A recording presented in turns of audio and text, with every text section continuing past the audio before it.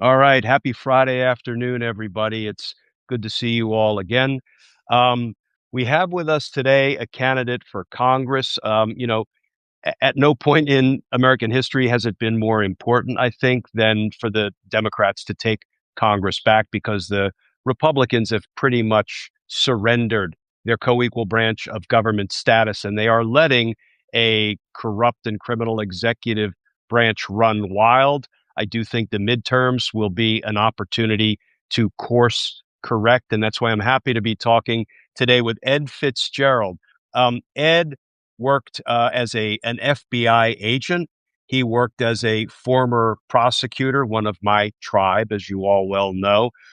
He also held elected office. He also ran to be governor of Ohio, and I was looking up the numbers. He won 83% of the vote in the primaries, and then he did lose to John Kasich, but made one hell of a showing out there in Ohio, which can be an uphill climb. And then he was a businessman and an entrepreneur, which, to my way of thinking, it's always a good and it makes a well-rounded candidate when you have somebody who has devoted part of their life to public service, part of their life to, learning what it's like to build a business and to meet a payroll. And it really does make for a well-rounded series of experiences that I think recommends people to Congress. And Ed is now running for Ohio's 7th congressional district, running for Congress. So, Ed, thank you for jumping on with us today.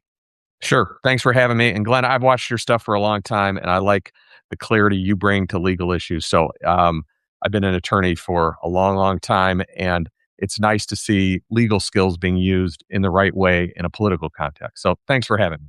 Oh, I appreciate that. I'm a gutter kid from Jersey. I don't even know big words. So I like to kind of take the legalese and just translate it into English for everybody. So let me start with the softball question, Ed. Why is it that you are running for Congress? Why do you want to represent the people of Ohio's 7th? Sure.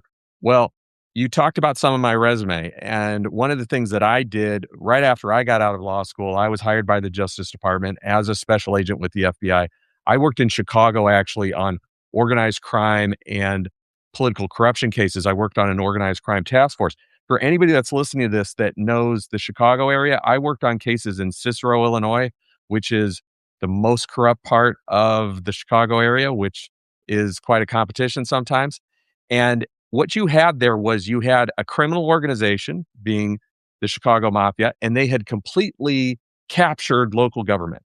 So every single aspect of city government there was basically a criminal conspiracy.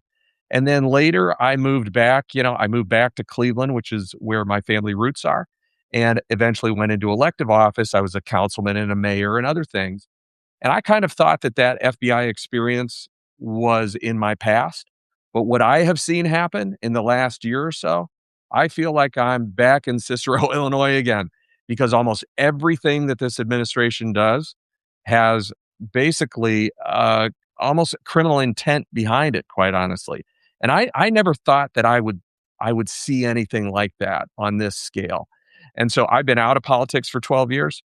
And, politics is not the easiest way to make a living. I didn't really miss it, quite honestly. But like a lot of people, I felt like I couldn't stay on the sidelines with what's happening. And we have a winnable congressional district here.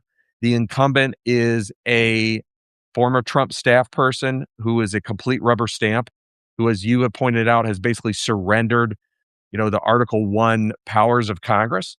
And I felt like this was an opportunity to make a difference.